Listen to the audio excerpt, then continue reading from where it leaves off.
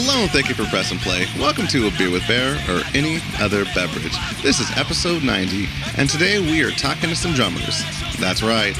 I've done 2 episodes with bass players titled The Four Strings, and now I want to talk to some Psychobilly drummers. On the show we have past guests and friends, Rick Stojak from the Barnyard Ballers, Tanya Lasagna from the Night Times and Los Blancos, and Ben 9K from Rhythm Shakers, The Toe Tags, The Volcanics, and many more. He stays busy. We discussed how they develop their techniques, stage presence, and the mental aspect that goes into performing live. I absolutely loved this panel and their enthusiasm, and I know you will too. Beer with Bear is available where podcasts are heard: iTunes, Spotify, Libsyn, to name a few, YouTube, and SoundCloud.com. That's right, full episodes of our recent and upcoming shows will now be available on YouTube, along with audio previews, video clips, and more. Please support the show and the artists who come on by hitting like and subscribe, leave a positive rating, write a review, and tell your friends. While you're at it, don't forget to like us on Facebook at Beer with Bear Pod, Twitter at Beer with Bear, and Instagram at Beer with Bear Podcast. That's right, due to some technical issues, we are no longer using the Beer with Bear Pod handle. You want to follow us at Beer with Bear Podcast. There, along with our other social media, you'll find pictures, videos, updates for upcoming episodes, and it's also the best way to contact us. We'd love to hear from you. Theme music by Chris Helking, graphic design by Jeremy Fletcher Borsey, mixing and post-production by Ryan Miles. Thank you very much and enjoy.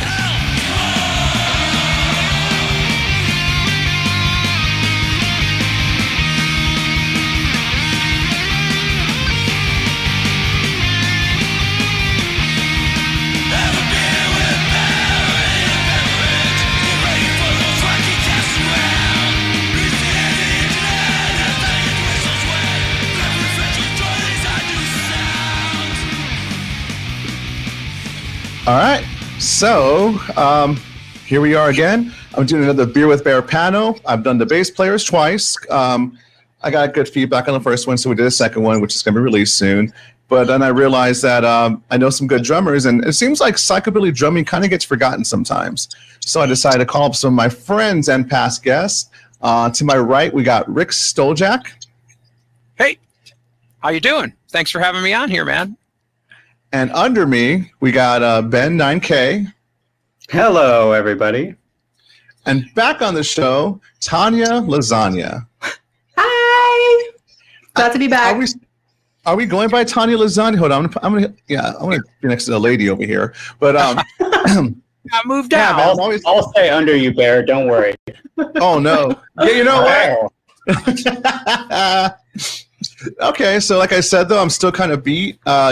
I just came from, well, I didn't come for it. I had Bunsterpalooza weekend. It was Friday and Saturday, but I was there all day for both days.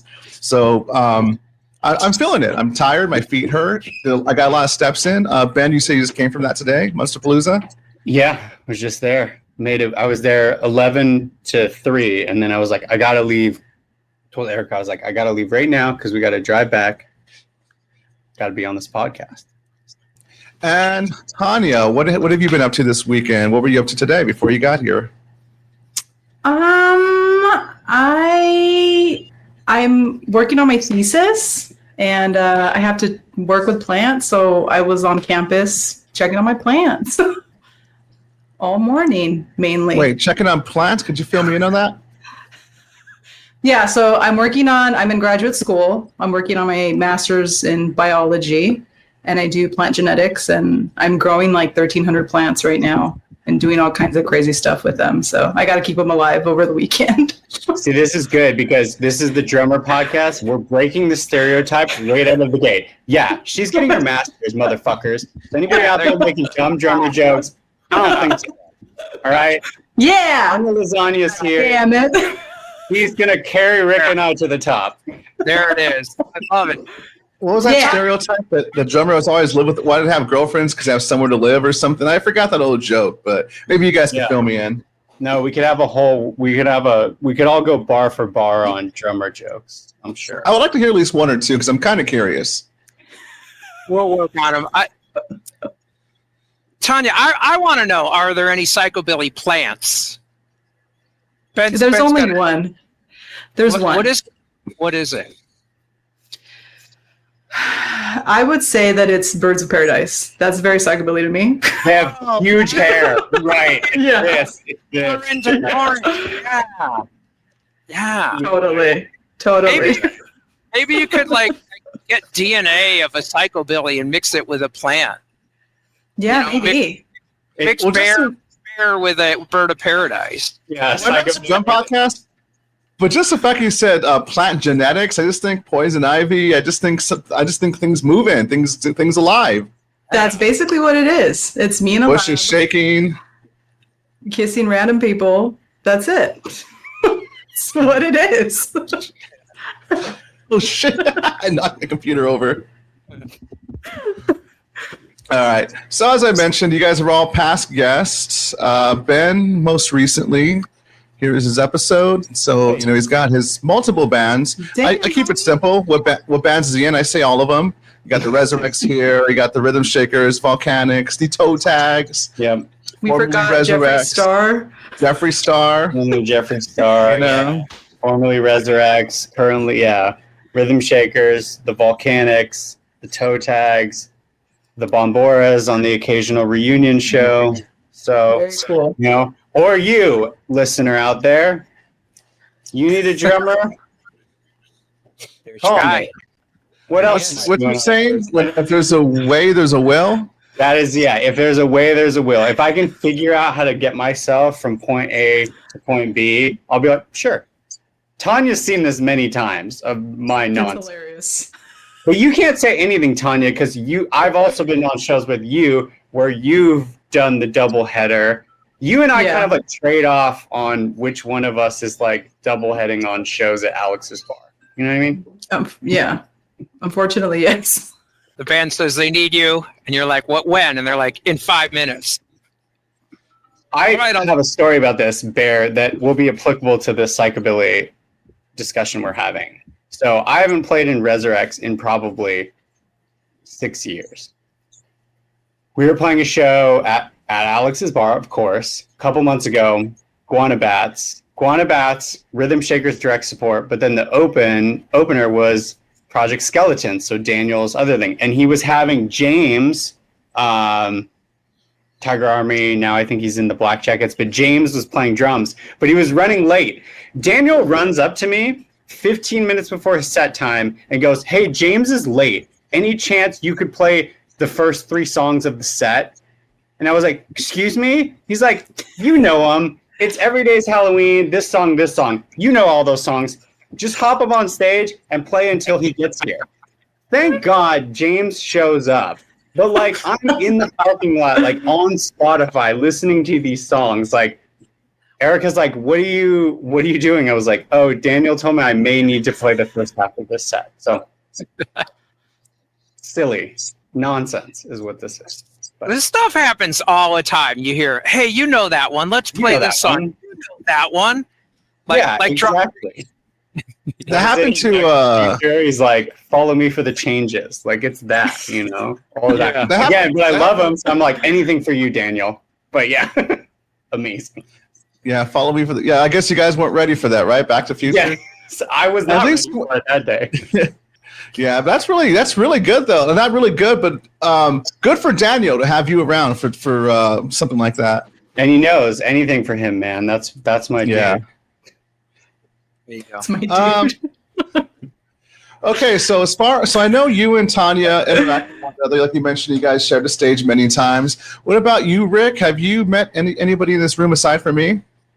No, just Ben and I are friends on Instagram, and I was introduced to Ben through your show. I watched his interview and was really impressed and with the drumming and your charming personality. And I was like, this dude is freaking cool, man. Where was this guy back in the day when I was like in the scene all the time? So, and Tanya, I just met. And I'm half Italian, so anyone who's got lasagna in their name. Yeah. We should probably explain how you got that, right? Because I know it started off. When you're on my show, you mentioned it was an Instagram handle, and it just kind of stuck like that. It just stuck with you for what, the past decade or so. Yeah, everyone calls me that. I think it's easy to remember my name based off my Instagram handle, but that's literally all it was.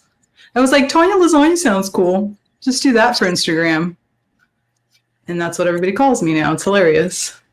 All right, so we got Ben's resume. I'm gonna get us back on track here. What about you, Tanya? Tanya, what bands are you playing in currently? I play drums for the Night Times, which is like a 60s garage punk band. It's probably my main project. I play with 2/3 of the Volcanics in like a 60s like girl group rock and roll band called Gina Georgette and the Monarchs. And I'm actually working on a secret project right now that I can't say anything about because it's with somebody famous. But that'll come out soon. Wow. Okay, I'm gonna text you about that. Yeah, no. Well, when this thing's out, Okay. I know something. Yeah. Wow. All right. Well, Rick. So we'll just leave. Yeah, I know. Always all about her. Oh my God. She's just coming in here with plant talk and fucking kissing random people with poison lipstick. You got Ben filling it. It's like you cover the guy while he gets here. So he gets to walk in, the drum set's warmed up, the crowd's waiting for him, and he has to just kind of pick up from the set. That's crazy. Like, I'm getting my master's. I got a record with someone famous coming out. Rick brought a drum set. I don't know what the fuck I'm doing. You're like me. Palooza. That's all we have. That's all I got. No, well, it's my turn to come from a convention. Last time Rick was actually on, I think you just came from NAMM, correct? I think so. Yeah, I think it was the same day. A couple years ago. Yeah. It was last year. For those who don't know, could you tell us what NAMM is? NAMM is a convention that's held yearly up in Anaheim at the Convention Center near Disneyland. It is an acronym for National Association of Music Merchants. NAMM has nothing to do with Vietnam. And it is known as a big gathering place for the music industry. And all of the equipment manufacturers demo their product line for the year there. And that was the idea. And then retail stores would come and they would schmooze all the retail people and get them all drunk and get them to sign off to buy 100 drum sets or 1,000 cymbals. And so a lot of endorsement artists this is for all instruments. So a lot of endorsement deals happen there, and a lot of endorsement artists, like you'll see some big names of every instrument kind of walking in the halls. So it's pretty cool hangout. It's pretty cool. The drum industry not as much into it as it was, but I was going to say, you're telling me, is it a boycott or they're kind of stepping away from NAMM, the drum? Well, you know what happened is during COVID, they had online NAMM, and that was a big flop. So all the manufacturers had to figure out how to sell their products without having this trade show. And they discovered that they could sell the products. So, through social media and Bear, I don't see you anymore. I just see a turkey. It's a turkey, right? I see a turkey of a bear. It was a bear, and now it's a turkey. Well, if you're listening to this, we're looking at. No, I had to do something real quick. Sorry. Dude, now the turkey is talking. He's vibrating when you say gobble gobble. No, I had to go on camera. I'm back. Come on. I don't like where this is going. You've been possessed by a turkey, dude. You're turkey, gone. yeah. See, no, he's just gone. Tanya with the masters, the famous people, Rick. He turned into a turkey. Tanya. No. I just again. Hold on. Where's the camera thing? Sorry, I don't know what I'm doing all of a sudden. Yeah, so the drum companies found that they could sell their products other ways, through the internet, through lots of endorsement artists doing lots of posts, and they're like, wait, I don't think I'm going to spend 50 grand for a Boots. So a lot of the top drumming manufacturers have boycotted NAMM recently. So it's just not as cool for drummers, sadly. Which I don't know if you guys have been to NAMM before, been recently. I've never been. Yeah, it's a weird one that, like, in all the years, I've never gone. Yeah, I've gone. How come you haven't gone? What the hell? I've never been. Tanya, have you been? I thought it was just like guitar stuff.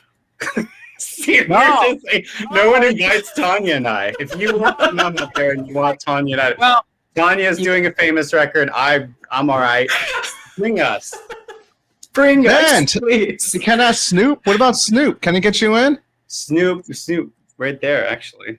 Wait, there we go. There it is. Yeah.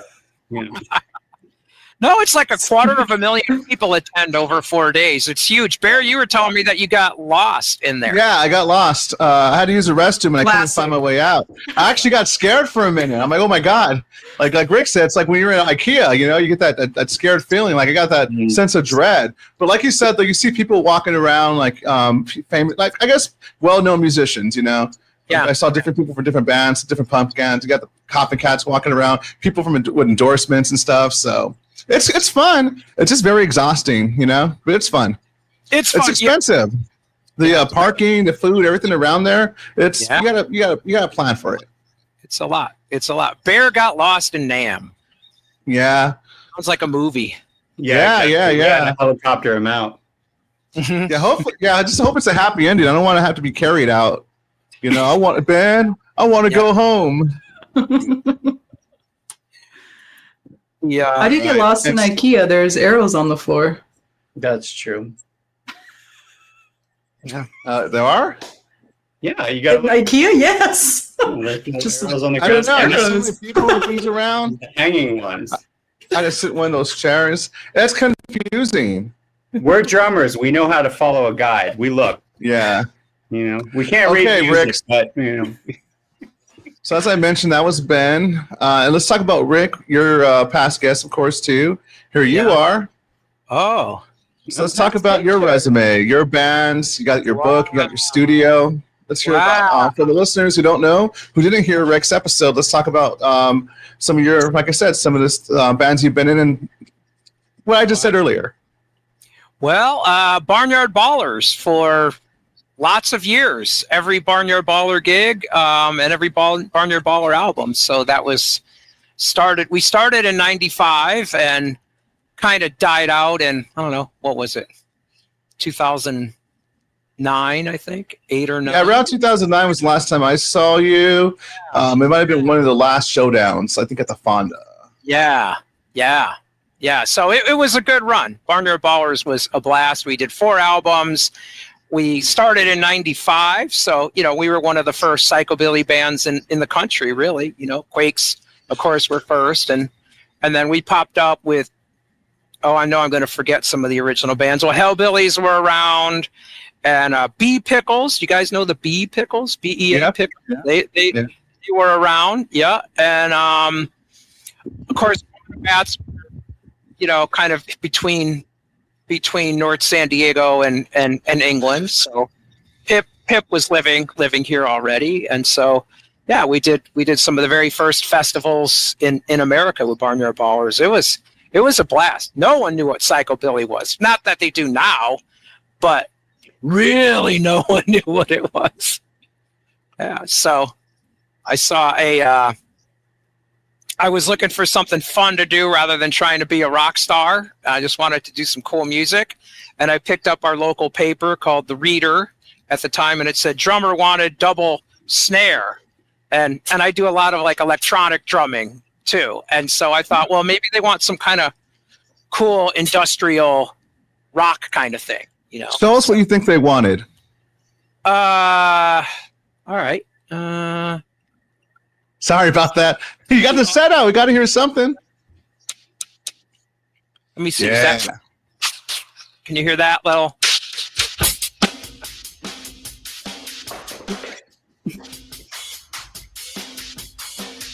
You know, something with with a lot of crunch and sound and noise. I don't know if those were coming through in the mix, all those sounds, and so I thought double snare, 2 snare sounds, no problem. That'd be cool. And then I called up and Rob Barnyard Ballers, the guitarist, answered and he said, "No, we're Psychobilly, man. Double." And I'm like, "Well, what are you talking about, double snare?" He goes, "Well, you know how some drummers hit the snare once?" I'm like, "Yeah." He goes, "Well, can you hit the snare twice?" Like, what do you mean? And he's like boom, titty boom. I'm like, yeah, like twice, but fast. Like, oh, like that. And he goes, "Yeah, that's it. We're Psychobilly." I'm like, "Well, what's Psychobilly?" And he said, "Well, it's punk and rockabilly mixed." And he played me something over the phone, and it sounded god awful. It sounded like some guy was just screaming. I'm like, this is shit, but I like it. Why do I like this? Right? And that led to my favorite band that I've played in, and all those albums and all those tours. And so it was a great run. So Bear's been trying to get your band back forever, and I don't think. Yeah, I think for about about a year now I've been trying. Behind the scenes, I'm working it out. Yeah. I'm trying with you and like 2 other ones, but I'll keep trying. I'm like Cupid, like how I got Ben to meet the Volcanics.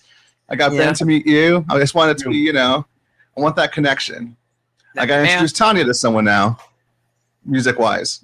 She's already playing with somebody, but she can't tell you. He's famous. Oh, that's right. Good, yeah. Maybe Bear worked that behind the scenes and we don't know it either. Yeah, I got to keep a secret too. Is it Rose McGowan? No. Yeah. Oh, It's Rose McGowan. Oh, That's a callback. There we go. Very cool. Her hair, it's supposed to be. Now, for those watching and listening, before we got in, we were talking about the convention. I was at the Monsterpalooza. Ben was there too, so I brought up a few pictures. For those who don't know, I'm a big Scream fanatic, so I had to get some stuff signed. My poster. Wow. David Arquette, Matthew Lillard, Skeet Ulrich, and Rose McGowan. Wow. Yeah, but that's just nerd stuff. That's just what I do when I'm not talking to you fellas or ladies and gentlemen and working. I work a lot, so. So talking about Psychobilly drumming, let's get into Psychobilly drumming because Tanya, she's another band, but I wanted to bring her up too. I brought up your guys' pictures. I know you've been a Psychobilly band. I know the answer to it, but as far as Psychobilly drumming, have you done any Psychobilly drumming? I know you've done some bass playing, but not drumming. I've done some bass playing. Psychobilly drumming, not so much. No one wants me to be in their Psychobilly band. No one's ever asked me. Do I practice? Yes, sometimes. But I've never played in a Psychobilly band as a drummer. Just crazy, right? Try to get Steven kicked out of Resurrex and then you take the gig. I don't know. Daniel's talked about it, but Or see if you can split time with him. You know what I mean? Split the stage like you did. You open the window to that. Why not? I'll ask. You do the first half, you do the second. Yeah. It's like sharing a sandwich on a date. Yeah. I'll beg Daniel, please.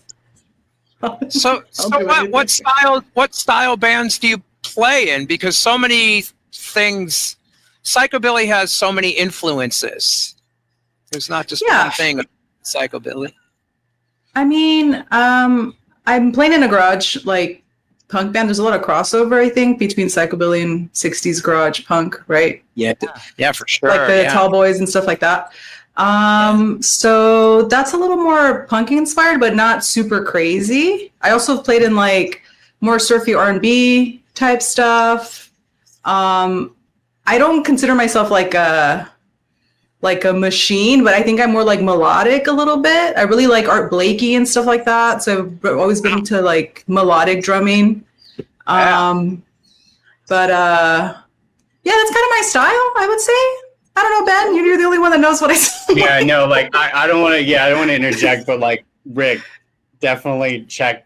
Tanya's this deep pocket and the super groove, and just one of those drummers that when you hear it, you're like, oh yeah, it just give a very you're right. It's a very melodic sound. You sit really well in mixes and bands.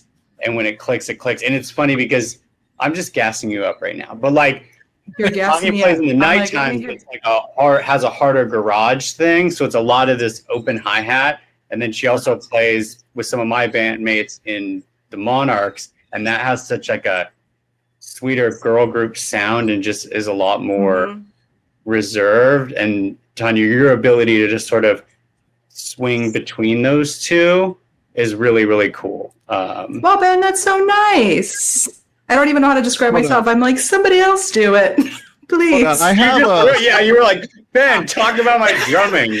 Ben, please interject. I have a clip. Can you just No, what are you gonna? Hold on.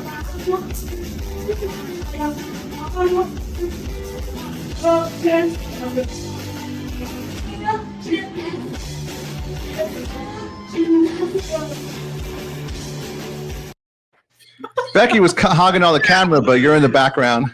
Yeah. You play that, and you play the Monarchs, where it's like this, like shoe-bop thing going on. Yeah. They're like Same amount of emotion, but like pulled back. It's really awesome. Thanks. That's an old clip. I've gone much better since then. You should have picked something more recent, Bear. I had something recent, but I was running late and I couldn't get everything prepped up. All right. So okay. So I'm gonna go in this order. So I'm gonna go Tanya. I'm gonna go to Ben and to Rick. I'm gonna ask questions to Tanya, but you guys feel free to come in anytime you want. Just like what we've been doing. So as far as what do you consider psychobilly drumming compared to your style? Like you mentioned the girly style, not girly, but the girl band style. You mentioned the nighttime style. What influenced you to begin with? Who were some of the drummers you looked up to even pick drums? Picking drums is kind of random. I started in marching band when I was 14, and I thought drumline was really cool, and that's kind of how that started. But if I had to pick drummers that I really, really like, I already talked about Art Blakey. I think Art Blakey is one of my favorite drummers of all time, just because so great to listen to. It's one of those records you can put on and just listen. Like, I know people like love Buddy Rich and stuff, but I love Art Blakey. So I think if I had to pick anybody that inspired me to drum would be Art Blakey. As far as like Psychobilly, I don't know. You guys are all looking at me like you want me to say something. I'm just going to tell me more about Art Blakey. What band was he in? Art Blakey's a jazz drummer from like the 60s. Yeah, and he did a lot of solo stuff. And he was like the main focal point of his band. It's like Art Blakey and the blah, blah, blah, blah. Like it's just that kind of... Have you guys heard about Art Blakey? Yeah, Art Blakey and the Jazz Messengers. So yeah, there you go. That's good stuff. That's the great stuff in drumming. If that's like sophisticated and, no wonder you have a little swing in your playing because you're influenced by that great jazz drumming, which is really complex. So it has so much feel and complexity to it. And am I a jazz drummer? No, absolutely not. But I do like this idea of being something else than just like holding the backbeat, kind of being upfront a little bit more and adding more to music versus just being like, I don't want to say replaceable by like a drum machine, but I think that it's kind of nice to be a little innovative. And like Ben has this really great style of like when you watch him play, like you go see any of his bands, like you want to see Ben play. Like that's because he's just that drummer. Like he's not just a drummer, he's Ben 9000. And you go see the Volcanics and he's fucking kicking ass back there, and it's so fun to watch him, and like just his style and everything. Like he's so meticulous and everything's so thought out and so like what do you call them, Ben? Like sweet morsels where you're like, oh, that was cool. And if you're not looking, you don't notice it. Yeah. And I love that. I appreciate that so much. And like drummers in general. Rick, I haven't had the chance to listen to you drum, but I'm going to watch some videos when we get off of this thing. Oh, right. Sure. Yeah. And I'm looking forward to checking your drumming out too. I could tell by your influences and that you're badass, and the little clips sounded really, really good too. So I'm looking forward to checking that out. Yeah. Well, the fact that you're in marching band, which that means you could read music, right? Music notes. Yeah. Rhythms. Yeah. I love marching band. If you guys ever procreate, put your kids in marching band. It's life changing. It's so cool. And then you learn to play other stuff too, because they usually need you to like, it's not just like drumline, but it's like jazz band and wind ensemble, and you learn all these different styles of music, and you learn to appreciate. You get to wear that cool hat, and you get to wear that cool hat. I think I'll still have mine. I can bring it if you want to see it. But... Yeah, well, a little later, I think, right before we end. How about the? Do it. No. So the reason I bring up music and notes, because that's one of the things Rick wanted to discuss about reading music. Because one thing he said in the podcast when he was on is that a lot of people these days, they don't really dig deep. Whenever you get into something, you got to dig really deep. I don't know if you want to go into more of that, Rick, what you were saying. Yeah, I mean, it's evolving it with anything is really knowing where it came from and knowing its history and knowing its roots. And so, I teach drums. I teach drums for a living, and when you ask a person what their influences are, you're always you can hear their drumming through their influences. Yeah, and a lot of people just like their starting point is something like kind of limited. So, are you still there, Bear? Now I see the turkey up again. So anyway, I'll just keep going. So, yeah, if I step out, keep going. Sorry, usually we play through the turkey, Rick. You know how it is. Play through the break, man. Don't stop. Don't stop. No. Yeah. So if I step out of the room, keep continuing, jump in and interact. If I have a co-host, typically I go, Frank, take over, and I walk away or I do something. But yeah, I just had to turn off the AC. I was getting a little chilly. Yeah, I mean, like something like Psychobilly has lots of different beats that are common in it, but a lot of them have like a swing to it, that bounce, do-doom, do-da, do-doom, do-da, do-do, which is a jazz rooted thing and a rockabilly rooted thing. So if you just don't have any experience with that, I've noticed a lot of drummers are they're going to be the product of their environment, right? And so if they haven't, so the more you absorb, the bigger what you can draw upon becomes. So that's what's so cool about Psychobilly drumming that I've found is that you can have a little punk feel, you can have a metal feel, you can have a swing jazz feel, you can have a Latin feel, a surf feel. It really is one of the most fun and diverse styles you could ever drum to. And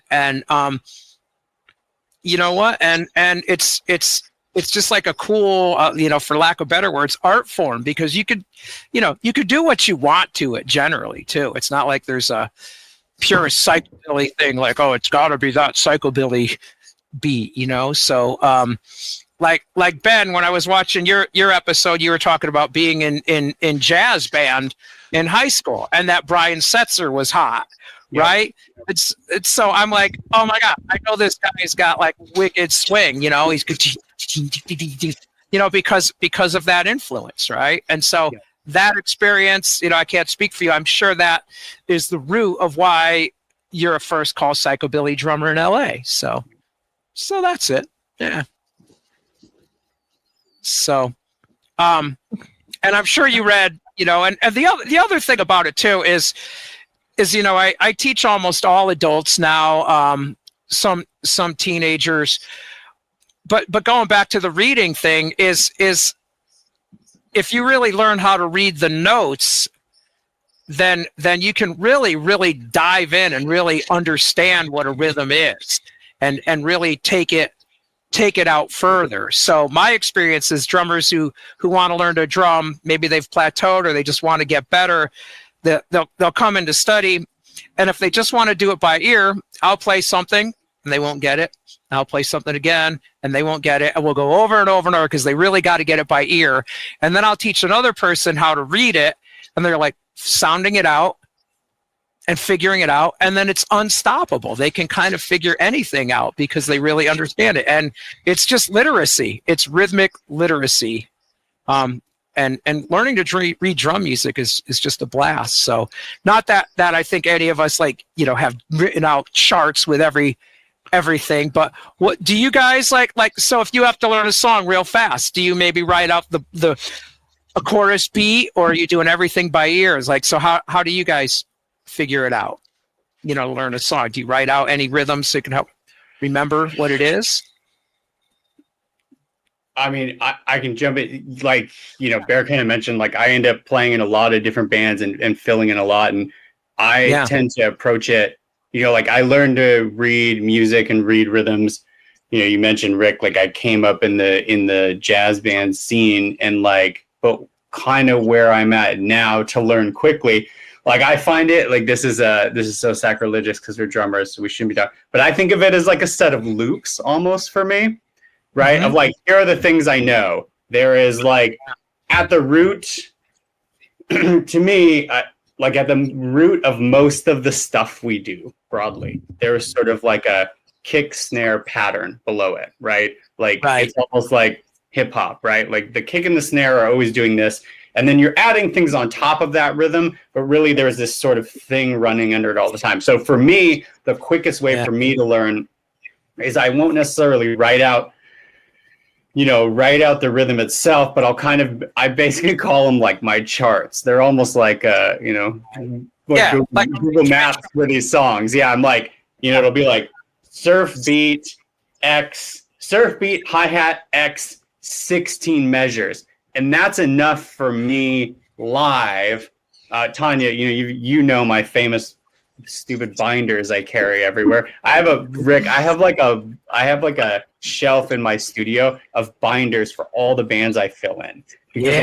I'll basically make charts for all these songs, and then worst comes to worst, someone calls me and is like, hey, can you do this thing? I know enough to go, okay, this song I've written to my past Ben has written to me, mid-tempo, surf, drummer starts. Okay. And that kind of gets me on the road enough to be able to kind of like sight read my way through the song. With Psychobilly, right? It'll be like, fast Psychobilly polka beat. And my brain's like, oh yeah, I know that one. Oh, we're doing the, mid-tempo train beat on snare. You're like, That's kind of how I move through these things, and I'm able to like code switch so quickly. Tanya, I'll throw to you. I don't know on your side. Yeah. You guys are gonna hate me. I have a fantastic memory, like almost photographic. So when I do things, I can visualize a lot of stuff. So when I'm learning songs, I memorize them in sections, kind of like when Ben does, but I can see it in my head. It's like hard to explain. Like if I listen to it enough, I like visualize it. It's weird. I don't know. That's great. But that's really important because I am I am the only female in my garage band, and that can be very frustrating because guys are, bunch of dorks.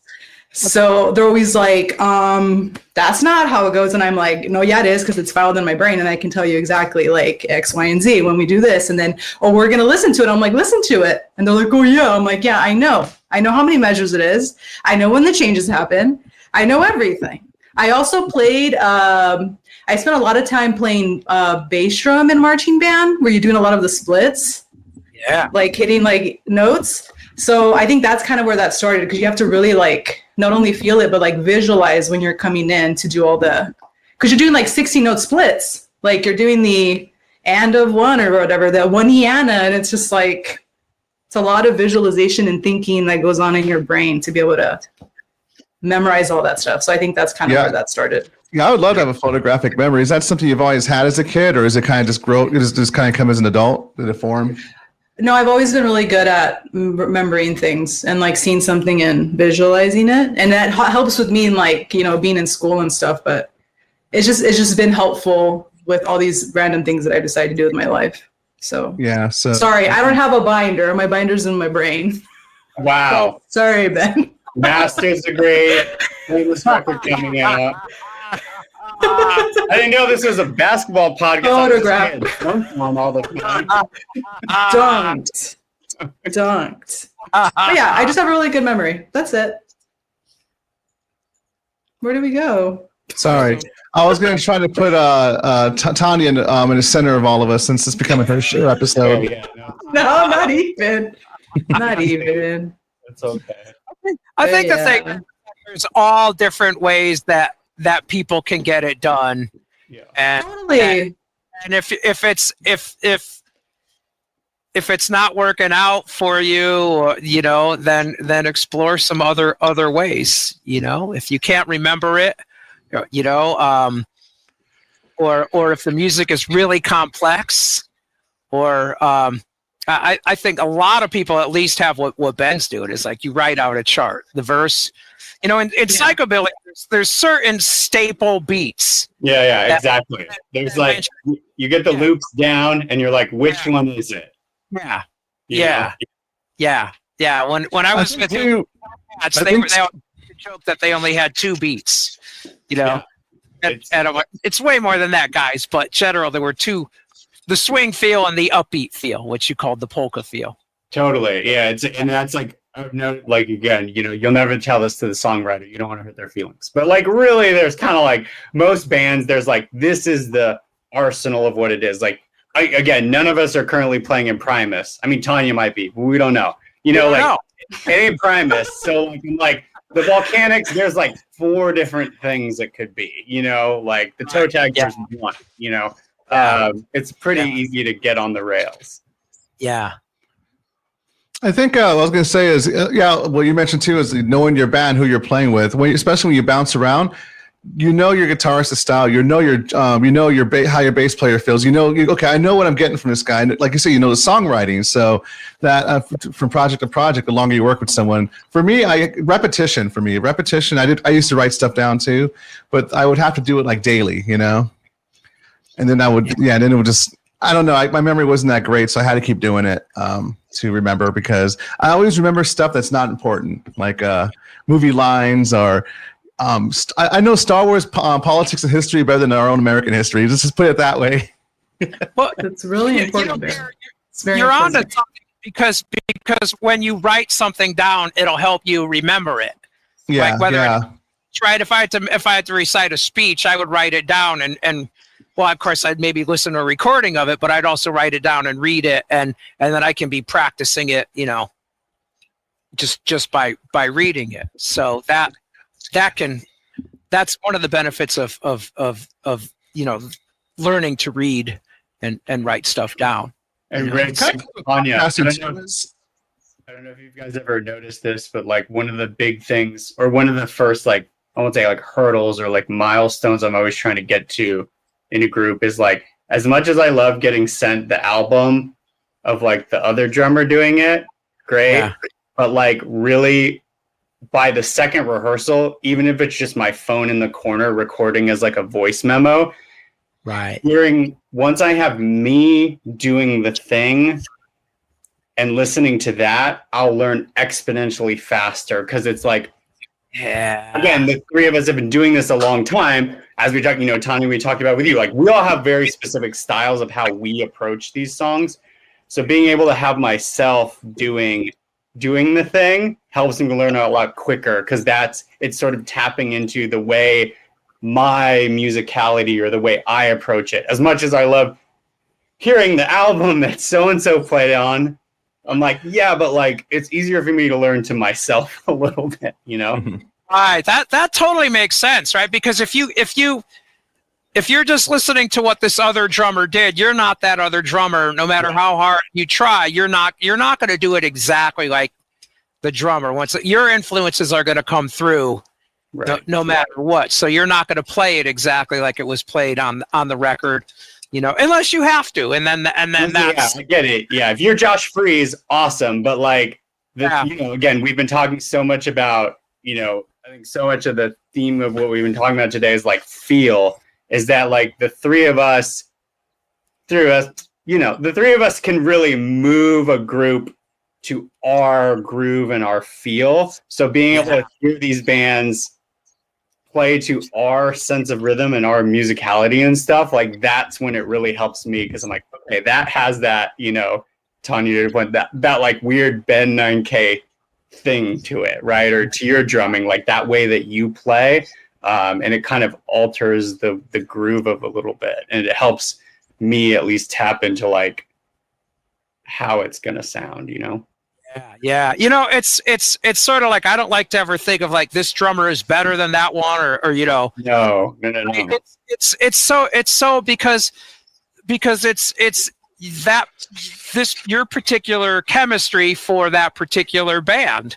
Right. So there could be a band that needs a drummer, and it could be any one of us three who's just the right drummer.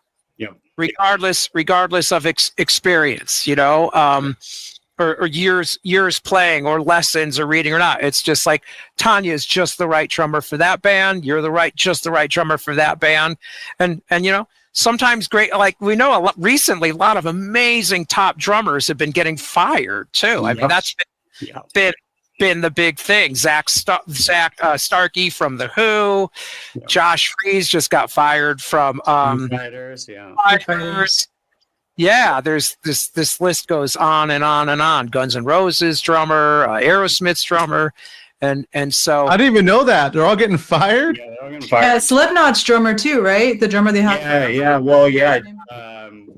Joey, that was last year, right? Weinberg's out, and now it's Max from Sepultura's doing it, right? Mm-hmm. But you know, it's that same thing. Like, I'm sure you guys have encountered this too, but like, there's been a lot of bands. Drummers are in such short supply too, so you'll, especially on the like, you know, nobody's turning down the Slipknot gig, but like on the, you know, on the mid level of this stuff, there's so many bands I've tried out for. And they've been like, yeah, dude, cool. Like, you got the gig. And I've had to be like really honest with people and been like, hey, like, I'm actually not the guy you want for this. Like, I don't think there's a lot I am going to bring to this, or like what I do. Like, I know you just need a warm body to play the punk beat back there, but like, trust me, I'm not your path forward. Like, there's somebody else that's really going to nail this for you. And so it's just that like knowing over time, like, you know, again, at this point in my time of drumming, I know what it is. I know how I play, how it goes. I know the type of band that I like fit well in, you know? That's great. That is, knowing when to say, no, this isn't for me that's good for everybody. Imagine that band though. Oh man, we got a drummer. He's great. You know what, guys? I was actually trying you guys out. You were trying them out. We don't say it like that, Bear. It's not you. It's me. That's what you just told me right now. It's not you. It's me. It's that band. No, but hey, all of these bands referencing this, they all have drummers now, and they are all far better for it. You know what I mean? Oh yeah, Bear. No, they all think they're auditioning us. We're auditioning them. That's absolute. It's part of it. Yeah. Don't tell the other podcast that, Bear, but that's really what's going on this. So the bass one. Well, I'll tell. Well, I'm getting a guitar one too later for guitar players. All right. So when you were gone, Ben, I brought. Oh, sorry. Let me catch myself here. So Tanya brought up something earlier about styles and audience interaction, having to put yourself out there, like your style, the Ben 9K. To stand out, because for one, you're already in the back of the stage, right? You got the guitarist in front of you. That video, you got Becky dancing around. You know, you got. How do you? What things are you doing to interact with the crowd, interact with the band, to make you stand out as a drummer? What are some of your tricks, techniques, experience in doing that over the years? Starting with Tanya. Sorry. Tanya, then Ben, then Rick. Okay. I'm actually very shy, so I like being in the back. In most bands that I'm in, there's like 20 million people on stage, so that's really great for me. But I don't really try to stand out. I think I just really get into it. I'm like a hair flipper, and I think the fact that I'm a female is like enough. You know, people usually notice me only because I'm a girl. It's the only reason. You guys should, I don't know, you should try it out. Dress like a girl and see what happens. But, you know, like, So I don't know. I what I love about Ben is that he stands out and he's fantastic, and it's great to watch him. It's so entertaining. But for me, I'm like, I like being in the back. Nobody look at me. And then if I do something crazy, I'm always like, I'm so embarrassed. I was dorky. Or if like I miss a symbol or something and I have to just laugh at myself because I don't want anybody to notice, but people notice. It's funny because you're in the back, but you're so important to the entire set. You know, you're. Yeah, yes, I am. But like, I'm not actively like, I don't know. I get a little shy. I'm a little shy. You don't throw your stick in the crowd, you know, for a souvenir or shout. I think I did that once and nobody caught it. So I was like, not going to do that again. They were like, ew, what's happening? I'm just kidding. I just like to have fun. I think that's kind of, if I'm having fun, and then that makes me stand out. That's kind of like what I think in my head. And it tends to work. So I'm hoping it's working. And is that for every band? You maybe, obviously you're going to change the style of playing with each band though, but does the performance change? You say you're pretty shy. So I guess it goes for every band then, right? You're kind of just in the back. Just keeping your rhythm. Yeah, I think for night times it's more like punk heavy bass, so I can do more in that band, like theatrically if I needed to. I do a lot of hair flipping. I'm like hair flipping all the time. I think everyone flips their heads, but because I have hair, like it's more noticeable, you know? But in other bands that are a little bit more mellow, like Gina's band is a little bit more mellow, I can't really be all crazy back there because it doesn't make sense. I'm like playing like at, 100 beats per minute, and then it's like going insane. It just doesn't make sense. But it does change a little bit. Night times, I think I'm way more into it because I genuinely like when I'm playing, and I think it's really cool, and I have a lot of fun in that band. And Gina, I also have fun, but it's a little different. It's a little more chill. So I kind of try to match what everybody else is doing in front of me without getting too crazy. Frankie and Jared, they're just like looking all cool, do a little bit of this. Do a little bit of choreographed dance. So I just try to match it. But yeah, that's me. All right, Ben. So what's your approach to your projects in order to kind of bring yourself out to the crowd and interact? So you can't be replaced by a drum machine. Yeah, I don't know. Tanya said more nice things about me playing live than I'm able to. So my partner Erica summed it up really well, which is a weird, funny that you say I should play in a dress, Tanya, because this comes full circle. I'm not super, I'm mildly amusing on a podcast, but I'm not super outgoing in person, or I'm very weird and awkward. But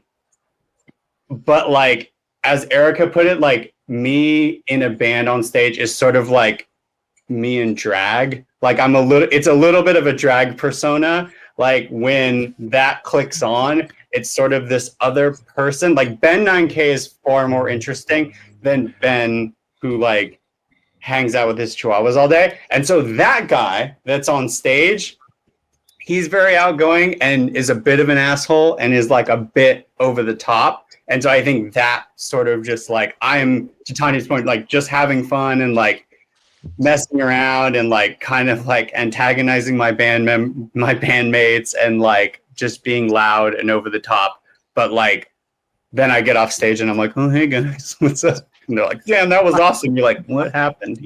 I kind of black out for a bit and just go. But I'm also to that, I'm of the group, as as much as I love the drummers we reference, I'm also a product of the Travis Barker era, which is a lot of big, which therein is a byproduct of the Tommy Lee era, which is a byproduct of the Bonham era. So I'm you can exaggerate your arms. It's cool. It looks cool. It looks good. Be a little bit interesting back there. Because I think I think this goes for anybody in a band. Nobody wants to watch a bunch of dudes in cargo shorts like stare at their tuners. Like that fucking sucks. Like, you know what I mean? Like do something. So, yeah. One thing about Ben is I know you're playing wells because you document yourself a lot, which is great because like I was pulling a video, you have a lot of GoPros, so I know you're drum flipping. I know the arm movement. That's one thing you do definitely a lot. The arm movement, the faces. You are animated. But again, I'm like, it's basically just people who was like, yeah, dude, you're killing it. I was like, I'm really just like amusing myself. Like I'm having a good time. Like I think like the drummer I reference a lot is like, I don't know if anybody like got into like Adrian Young from No Doubt. Like when you watch those like, videos of Adrian Young and No Doubt, that dude's having a blast back there. As, you know what I mean? Like he's like a solid drummer. Like he's great, but like he wasn't of that era. Like age, he wasn't like the thing on every cover of Modern Drummer, but you go back and watch him and you watch him even now. I'm like, that guy's having like a blast. Like to Tanya's point, he's in a dress, he's got lipstick on, he's like making faces. He's on his own planet. And I think that is kind of like where I went with it of like, well, like, no, we're just gonna give him a show. Like we'll give him something to talk about. Like it'll be good. Let's do a thing. But it's a little bit like brain off, and I just go for it. My favorite Ben move is when he takes a drink of water and then he like spit mists. That's so cool. Oh yeah. Like the perfect time. Where I got that from? You know what that's from? This is such a bad reference. I should not be saying this in the podcast. That my little brother growing up, was late 90s, early 2000s. He was really into pro wrestling. And that's what the pro wrestlers do. Like they don't spit water, they like mist it out. It like hits the lights really well. Because if you just spit water on your drums, then everything's all wet. You're like screwing up my cymbals. But the mist looks good. Like it really ties the place together, Yeah, totally. Maybe I should incorporate that with my drum students when they come in. Do it. Valuable things you can teach your drum students: stick spinning, water spitting. Yeah. These have gotten me more gigs than any jazz drumming. I'll tell you right now, kids. Yeah, more important than a fast paradiddle. It's true. Just once you unlock that the stick spin isn't a spin, it's just rotating it between two fingers. Your career is going to change. Right. Today we're going to learn how to smoke and drum at the same time.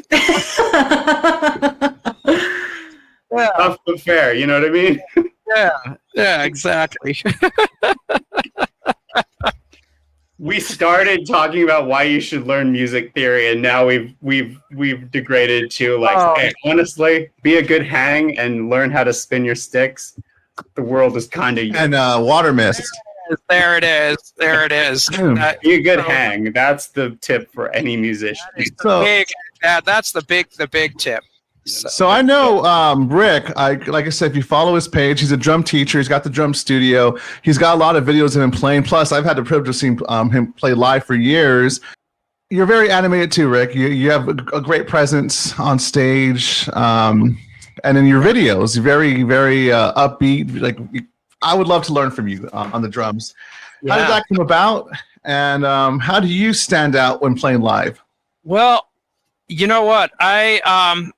I used to wave my hair the way Tanya did, but then it started falling out as the decades went by. So I couldn't do that one. No, so I'm kidding. I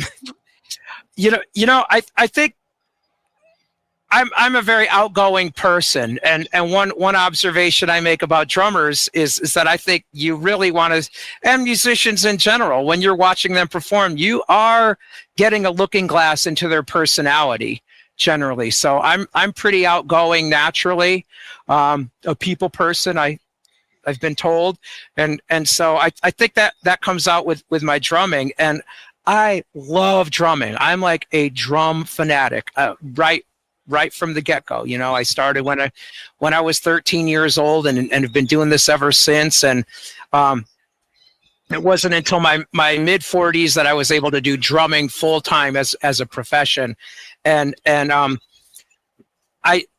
lot of people tell me, man, like, dude, you're always smiling when you're drumming. And it's like, that's because I fucking love this. I love playing drums. I love watching an audience go crazy. And for me, man, I'm trying to work for the audience. I know for me personally, a lot of the drum community is all about drummers who lay back and relax and like, oh, look at how loose that drummer is, and wow, they're just serving the music, and the big thing that a lot of people say is, oh, less is more. And I'm kind of like, well, in psychobilly drumming anyway, I'm like, that's bullshit, man. Give them a fucking show, man.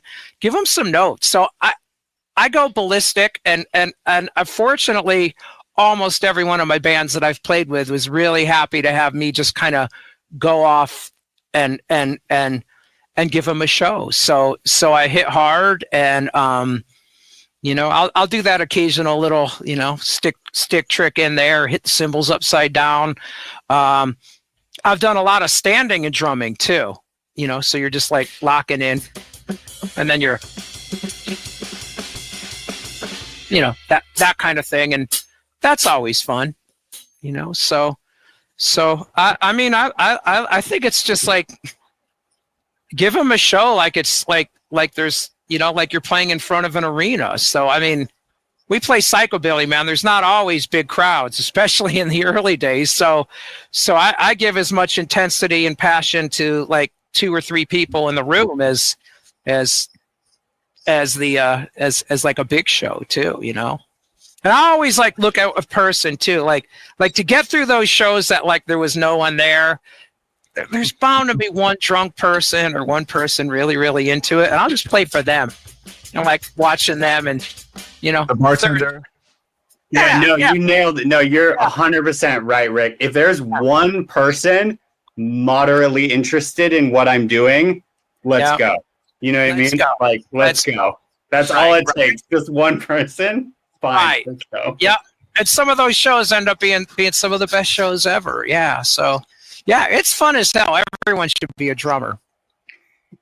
Yeah, I think. And did you play anything before the drums, Rick? You say you started at a young age. Was it straight to the drums? Were you at guitar? Were you on bass? Yeah, no. It was pretty much straight to drums when I was 13, and by the time I was 16, I was playing in the New York scene and played at CBGB and Max's Kansas City and all that. And with my brother, and we had our punk band. And you mentioned stand-up drums. Starting with Tanya, have you ever messed with stand-up drumming for any of your projects? I have not. I think it looks really cool though.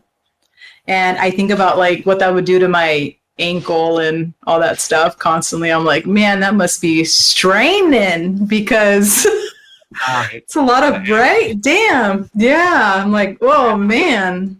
But I've never tried it. Maybe I should practice though. It looks really cool. Can you guys hear my bird? Yeah, it's fine though. Yeah, okay. Okay, because I'm like, oh man. We can hear your bird. We can hear those plants moving. So, okay. And Ben, have you ever tried stand-up drumming?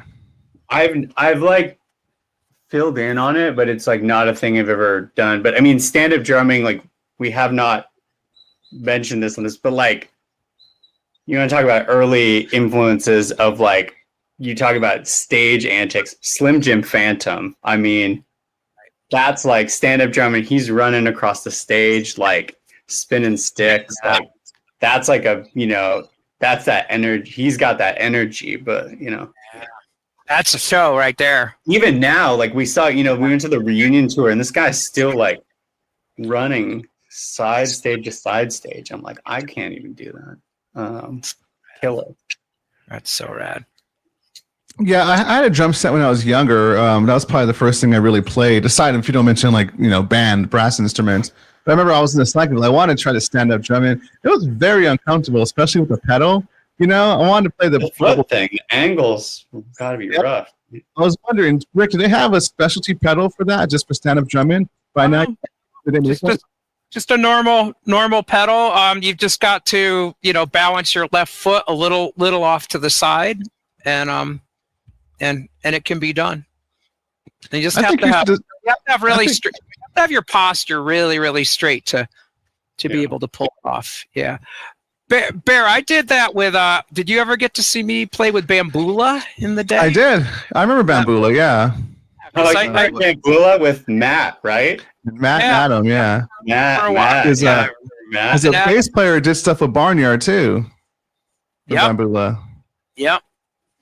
They both. Matt was subbing on guitar for a while in Barnyard Ballers, and Adam was on bass for a while. And with the Bambula set, I was doing a stand-up standing up the whole time, and it was so fun because I had timbales in the front rather than tom, so I had that, kind of like that bow wow wow, and then I had double floor tom, left to right, so I had floor. I could do that kind of thing, and man, that stuff was really fun. So I did a little of it with Guana Bats too, but I don't think Pip liked it so much. I don't think he liked. He wanted to be the center of attention. So you gotta know when. That's the important aspect of this conversation. You've got to know when to stand out and when to not stand out, because not everyone hiring you wants you to stand out. Yeah, I think Ben mentioned that too when you were working with Jeffree Star, right? That you're in the band, you're in Black, he was a star. Yeah, you gotta know, like, again, even in like the bands, right? It's like, even in what I do, Rhythm Shakers to Volcanics to Toe Tags, it's like, it's a very different version of what it's gonna be, and that's, to Rick's point, right? It's like, you gotta know what that room kind of needs from you, which then goes big, where I said, where there's gigs I pass on, where I'm like, okay, what version of drag does this need from me? Or if it doesn't fit any of those, I'm like, this isn't going to, there's nothing I can really bring to this table. Because, yeah, you got to kind of, code flip between things. Something like Volcanics, I can be a little bit more over the top because, as Tanya knows, right, like Jared and Frankie in between songs, they're afraid to talk to the audience. So I'm like, okay, it's really up to me to, get this going. Whereas in Rhythm Shakers, Marlene's in the front. I don't need to do shit. You're there for Marlene. You know what I mean? I'm just here to be in the back and look cool, man. I'm here to set people up. I'll be like, get the fuck out of the way, Ben. Marlene's on stage. You know what I mean? I'm there to set people up for layups. That's my job as a drummer in that band. Spin your stick some, but you don't need to do much. Yeah, that's it. Yeah, it's with the show. It's like what you put out to the audience and what you play too.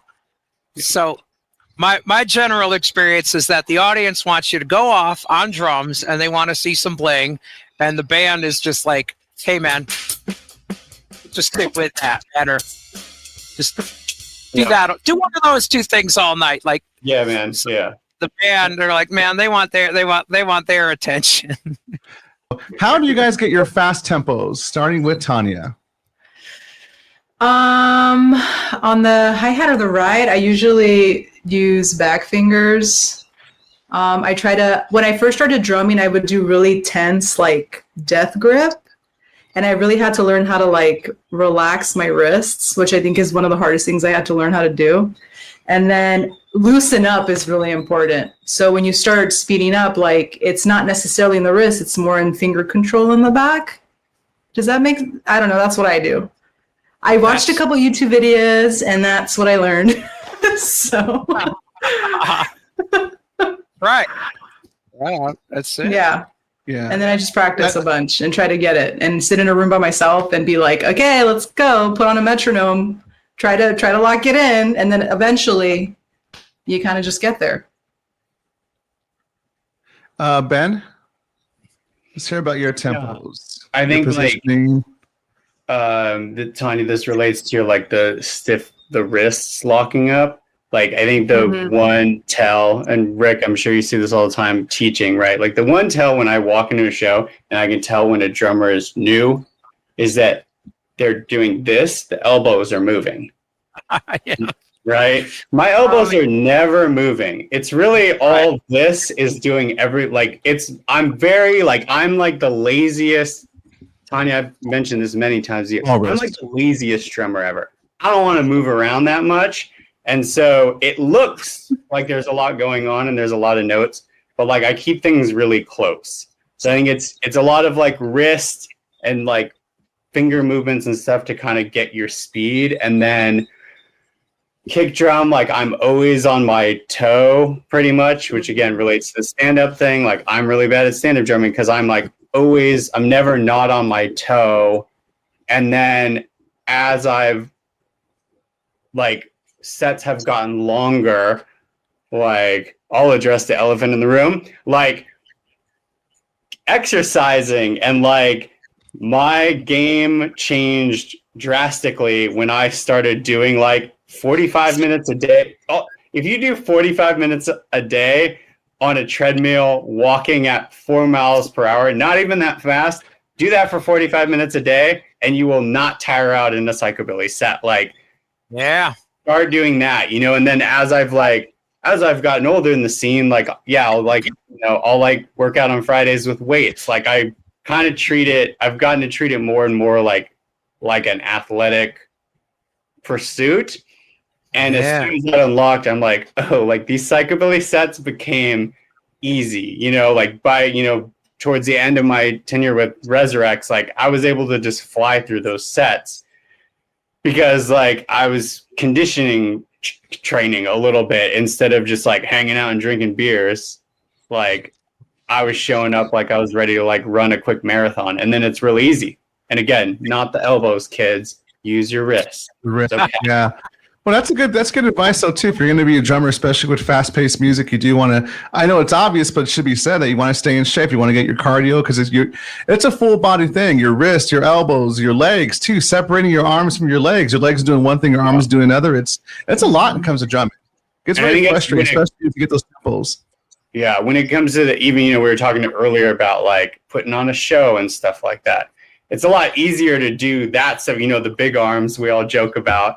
Like the big arms start to work and being able to do more and think about it more when you're like also not thinking about how, tired you are, right? Like if you're sweating your ass off and breathing out your ass, like you're not really like thinking about the show and how it's all going and what's going on and able to step back from it and go like, where are we at, and think critically about it. Like you really got to think about it as like, as much as time, we all spent in school band getting beat up by the jocks. Like the more I've gotten into it, the more it's become for me like sports. To your point, Bear, about how I film everything. I film all my shows. I think of it as like game tape. I watch back and go, what worked, what didn't, what sounds right, what doesn't sound right. Especially when I'm first joining a band, constantly going back and forth. Even Tanya, your point about the spinning sticks and being fun to watch, looking back and going, what works on stage, what doesn't. Like I'm watching game tape. I'm in a gym. I'm with a trainer. I really approach it like that to be able to kind of like keep up with my own nonsense a little bit. Love it. Yeah, one thing you mentioned too, staying in shape. I remember Rick mentioned as a teacher, of course, showing them techniques so you don't get injured. Is that something you guys think about too? Because it's very physical. I know for bass playing, I can't even play anymore because my hands are screwed. Is that something you guys think about? And what do you do to prevent that or treat that? Yeah. Starting with Tanya. A lot of stretching. I try to warm up as much as I can backstage before I start playing. So there's a lot of like me running in place. I'm stretching on my arms, my hands. I'm doing jumping jacks. I need to be warmed up before I play. I think that's so important because you do get cramps. And then if you're not warming up, you're warming up halfway through the set. And then you're like beating yourself up because the first half sounded like shit. So it's like, all of this stuff. You got to be, I do a lot of stretching. I do a lot of trying to get pumped and like, I don't know, acting like a fool. But I've noticed that every time I do that and I actually play, I sound way better than I would normally do if I didn't do that. So, and then also, preventing, hurting yourself. You need to be warmed up. That's like the most important part, I think, for me at least. Well, you know what? If I had a band and I wasn't a drummer and I needed to hire drummers, I'd call you two up. I agree with all the stuff you're saying. I'm like, all right, this guy's making training tapes. Man, Yeah, that's good. That's really, really good stuff. So, yeah, it's really, really easy to get injuries. So you know that this is why I think it's really important to study this instrument and study with someone who's aware of all this stuff. So, you know, like Tanya was saying, all the fingers, right? It's all in the fingers, right? And loose wrists, like Ben was saying. And there's different grips. There's different grips for different things. There's match grip, you know, German grip with the palms down, which has fingers and wrists, and you're just kind of swatting the drum. If you dribble a basketball, just go get a basketball and dribble it. All right.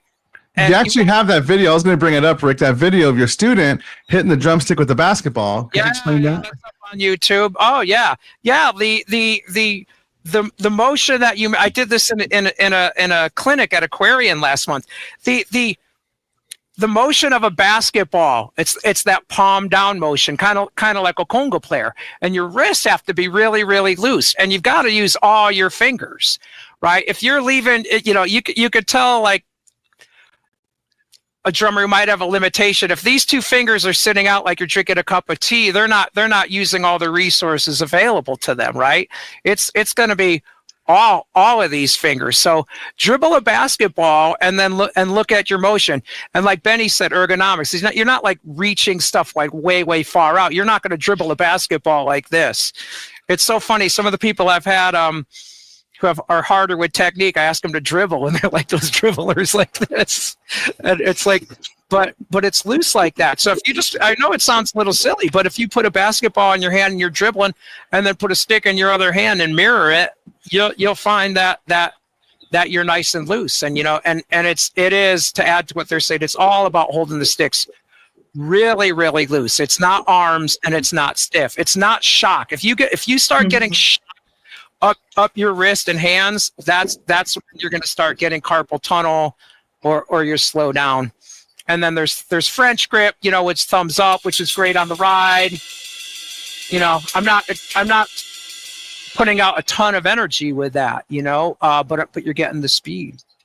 So the other thing to add to what these guys said is, I think you've got to stay sober if you're going to play fast. You know, like these drummers who like drink their ass off and then get on the drums. I'm like, dude, it's just like, you know, hear it in your timing. You know, it is athletic, like Ben was saying. You know, I mean, it just depends on what you're there for and how serious you are about it. So if you want to drink and suck, go ahead. Yeah, I mean, like, that's actually a good point.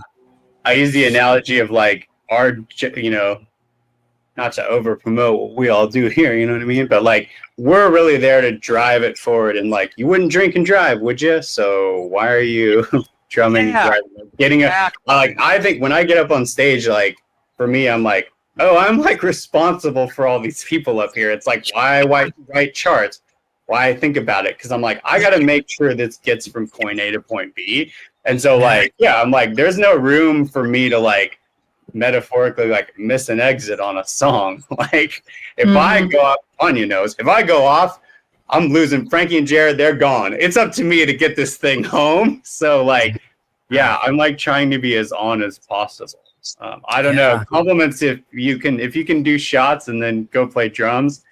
You're a stronger musician than I, but yeah, that's right. Yeah, that's sober thing. So I want to ask Ben, do you have anything to say about the injury thing? Anything on that note?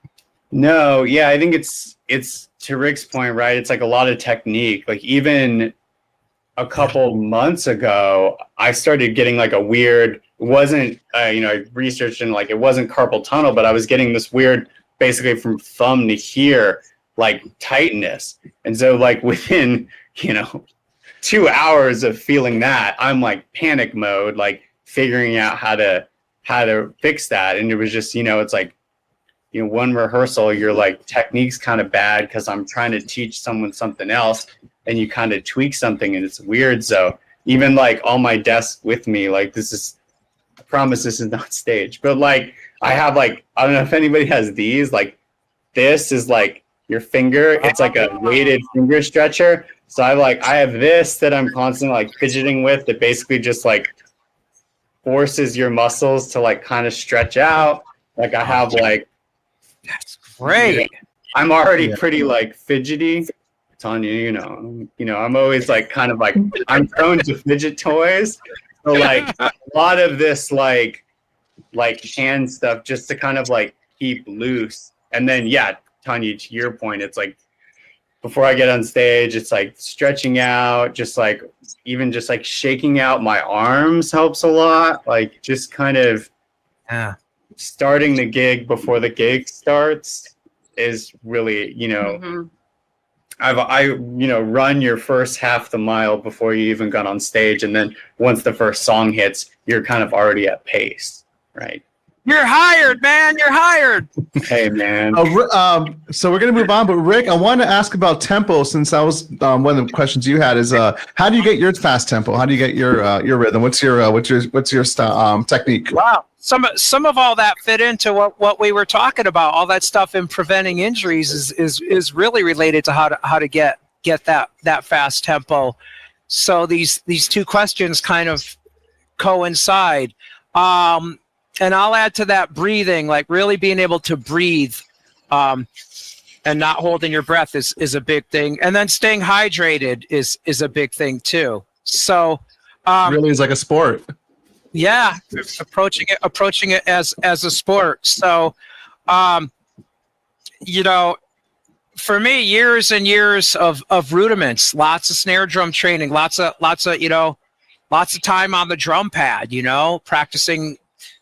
You know, even you know, when you have time to kill on the road, you know, that's, you know, you could be practicing. So, and it's the loose grip, and it's being aware of which grip to use too. So that's it. And I think the arm thing is the big thing that Ben was talking about too. You know, if you're using too much arm, it'll really slow you down. So it's more like the arm will get you there, and then you can, you know, it's like far away. I'm not going to go like that, lunge at it. I got to like, and then snap. You know, I can use the distance of the stick to get to where I'm going. Not have, you know, so it's really ergonomics and saving energy too. Yeah, but you know what? It's fun to tire out and get all sweaty too. So. That's part of a good show. It's like, that drummer's drenched in sweat. That's cool. I think with all this stuff you guys are mentioning too, and going back to what we were saying about how do you learn, how do you memorize things, as I mentioned, for me, it had to be repetition. I had to do it. Because even if, say, I know the song, if I didn't get those reps in, that practice in, I wouldn't go with confidence. I wouldn't have the confidence to go on stage because I felt like I didn't do the work.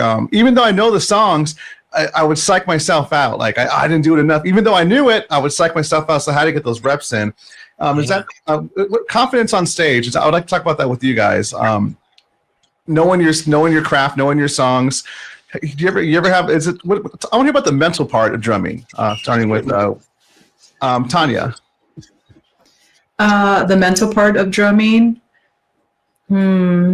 Yeah, I think confidence is really important. I think I also spend a lot of time recording myself when I play, when I have rehearsal, because I think maybe I think something sounds cool and it doesn't when you listen back to it as a whole, you know? So I think being confident in what you're playing and not second guessing, because second guessing is dangerous. Like you wouldn't second guess as a driver, right? So like it's really important to know exactly what you're doing and be confident in what you're doing.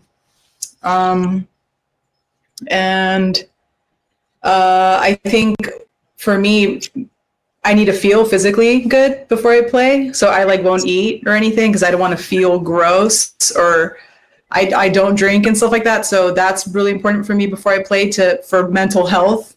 And then also like staying locked in. I don't like to get too lost in it because I feel like I kind of might go off the rails. So I try to like lock in and have conversations with myself as I'm playing. Just to kind of keep me on track. But I think the main thing is like rehearsing on my own. Sometimes I will I will get in a quick rehearsal by myself before I play a show, just to be locked in. But other than that, that's really what it is for me. Feeling physically good and being confident in what I'm playing, whether it's listening to the songs, whatever I have to do to just get into that headspace. And then, yeah, kind of like not losing it while I'm on stage, just kind of like checking in with myself constantly to make sure that I'm good. Or else I freak out. I don't know. Yeah. Ben? Yeah. Confidence, the mental part. No, it's like we keep kind of coming back to the same touch points, right? But it's like starting to feel, it's not just learning the songs and going, this is how you get from point A to point B, but like being confident and feeling comfortable within that space. And you think, we've referenced a couple times, like my stage antics. Like for me, especially live, it's so weird to think about it, but like it's less at some point in the journey of like being in a band or learning songs, like it becomes less about like knowing the song and it becomes more of like a series of choreography where like there is a way that I play a certain part of the song, or then, Rick, to your point about the ergonomic about it, like, and then I shift the weight of my body to this side of the drum kit and I'm doing this. So it becomes less about like, oh, you hit this is in this notes, and it sounds like so silly and like hippie to say, but like it becomes like me playing, like I feel like it's like choreography where I'm like shifting my weight around a space, and like then my arm moves this way and I'm here, and like then my hands lead me towards this side, and it's like starting to break apart the songs where it feels like that, to the point where,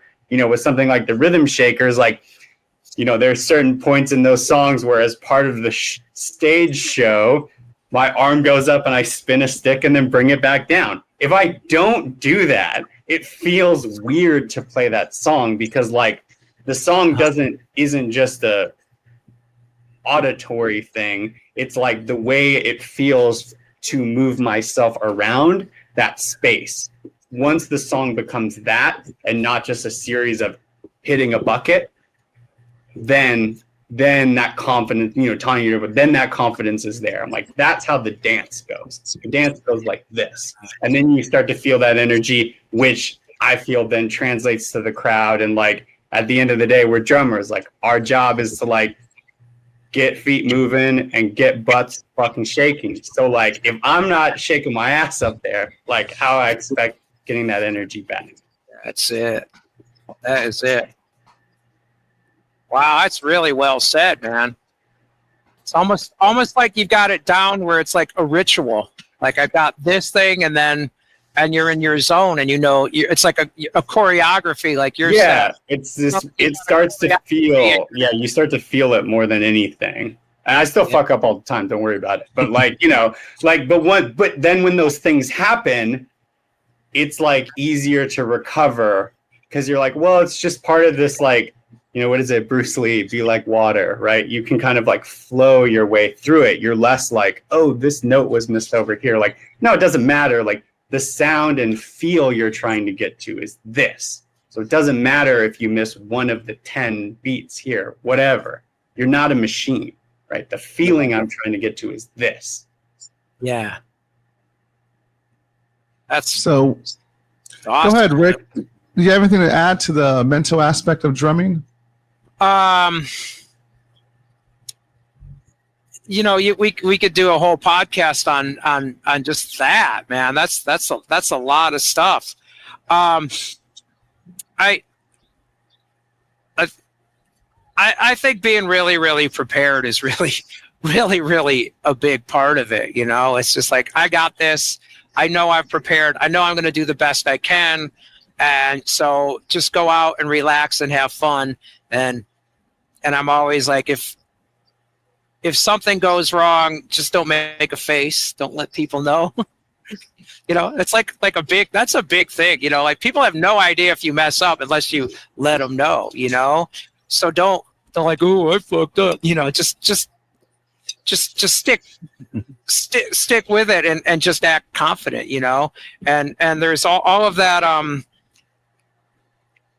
on big, really important shows, I normally don't get butterflies at all. But I think when you do, if it's like really important and you haven't had a lot of rehearsal, that's when it can creep up on you, and that's where the confidence. Yeah. Yeah. Like really, really big, yeah, man, I've done some really big shows with Vonabats where it was just like almost no rehearsal, or no rehearsal. They're like, let's do all the songs from the old albums and gigs in 2 weeks. And you're like, oh shit, I'm really, I'm gonna like, that. And so some of that, you just got to kind of do the visual, that whole thing, that, like they say with the basketball players, the ones who visualize, they did that whole test, that test group 1 sung, shot baskets, and test group 2 imagine they were shooting baskets, and test group 3 didn't practice at all, and the best result was the people who practiced, but the ones who visualized it were really, really close. So it's some famous study. You can find that out on the internet. I'm sure you guys have heard of that, but I do a little bit of that. It's like I see this gig is going good. Kind of will it. So we're going to wrap it up pretty soon because we went longer than we were supposed to. However, I still have a bunch of stuff I want to talk about, so we're going to have to do this again sometime if you guys don't mind.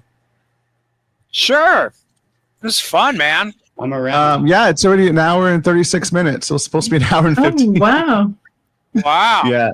So I want to talk about something kind of fun. I want to talk about memorable gigs, like shows that you did, whether good or bad, some of your most memorable ones. Bad crowd, what's it called? Or really good set, like starting with Tanya. Give me one of your most memorable gigs. I can't talk today, Jesus Christ. One of your highlight. Yeah. I played Fantastic Carnival in Spain with Night Times back in like 2019, and it was great. We did great, but I think like the feeling of coming off stage was just fantastic. Like we just all had such a great time. We like all hugged each other and like cried because it was awesome, and it was such a fun time. To me, like absolutely, I remember gigs that were horrible, and I'll hide under my covers and I won't come out of my room for like 6 weeks. But I think the most memorable ones for me are the ones that I just have so much fun with my bandmates, and like it just feels really great. And then I don't know, that one for me was the best, just because of how we felt coming off stage. Like what the type of music we play is very niche, and there's like people in Spain that really love that type of music, so they like know the lyrics to our songs, and like it was just so magical to get to play for people that really loved music. And then playing music in Europe is totally different from playing music in the States, because they just like drink it, eat it for breakfast. It's totally different. So that show was just like the first time we ever experienced anything like that, and it was just a lot of fun, and it was just fun. We had a great time. So I think that was the best show for me, memorable wise. Yeah. Ben? I'm afraid to ask you because you might make one of your bands jealous since you're in I'm like, I have like a really bad memory too. So, and I'm always having a good time. So I'm like, oh, like I love all shows are fun for me. But super recent, like within the last month, I just got back from Viva Las Vegas Festival, which for listeners out there, right, is like a big rockabilly festival in Vegas every year. But because of my nonsense, I ended up playing 5 sets in 3 different bands over 3 days. It was like a little bit wild. But what made it really interesting is that like I was like, well, how many times will this happen? So I like brought my parents to Viva, who are like in their late 60s, and like I didn't realize until I got there, like they kind of like missed like a big gap in me like playing music. Like they saw me play drums in high school to like 5 people, and then I basically fast forwarded them to Viva, where like Rhythm Shakers was headlining Friday night in the main ballroom, and that's like hundreds, if not thousands of people, and it's like the headliner, and there's like infrastructure and stagehands and managers moving you around. So like my parents got to like stand side stage and like watched like, you know, a big moment happen and like the announce, and then we start, and then Marlene walks up on stage and all the lights and all the stuff comes on. And it was just really like special and also funny to watch my parents of like, oh, so he do be playing these drums out here, you know? Like it was really cool to bring them along on the chaos, like that festival weekend where they're like, well, should we go to dinner here? I'm like, oh no, we're not doing anything. Like, all right, people, like we're on a schedule for the next 72 hours. Like there are sound checks, there are load-ins, like there are meet and greets to be done. So watching them get to like kind of travel along on the like, we're putting this in big quotes for listeners of in that rock and roll rock star life for 72 hours was really fun. And by Sunday they were fucking exhausted. But I think they were proud and they were very excited to see, you know, me do something sort of interesting, I guess. It's beautiful. All right, Rick, you're next. You've done a lot of bands. You've been around the world. We're going to roll back to 2001. Barnyard Ballers out on tour, doing a European tour with the Godless Wicked Creeps. And having the time of my life and the coolest guys ever and just the greatest sets. And one morning I go off to mail something and it was 9/11. And I went to the post office, and there's a lady, German lady, crying, and she's like, New York, bombs in New York, bombs in New York. And, you know, I grew up in Connecticut. I'm like, bombs in New York? What the hell? Uh-oh. You know, and so 9/11 happened, and we were, we who else were we touring with? Maybe Cenobites, but it was where we were staying. I think it was at a promoter's house, and we had people from Germany and of course us from the States and all of these other countries, and everyone there was just like, if they're fighting America, we're here with you. And they're like, we got you guys. If you're going to war, we're going to war. And it was like all this, like, whoa, these, you know, because no one knew what was going on. It felt very, very scary to be in Europe on 9/11. And then we were in Cologne. We went to the Dome, and you know, the big cathedral there, and that the entire thing was covered in flowers. The entire stairs. If you guys have ever been there, there's like the most massive stairs, and it was just all flowers.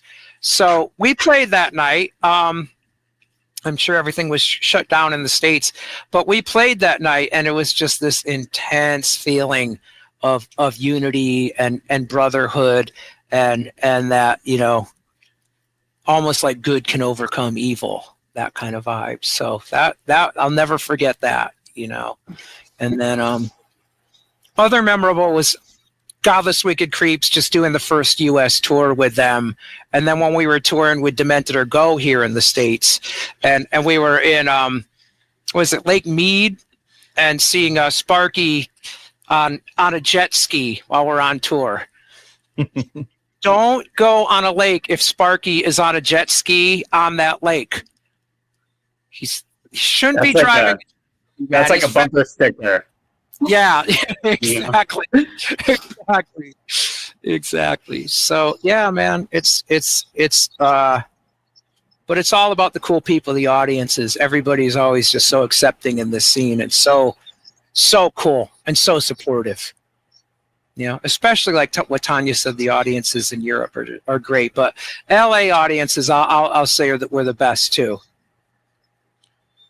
All right. Yep. So we're going to wrap it up now. Sorry. This is Beer with Bear with Tanya, Ben, and Rick. Thank you so much for coming on. Thank you.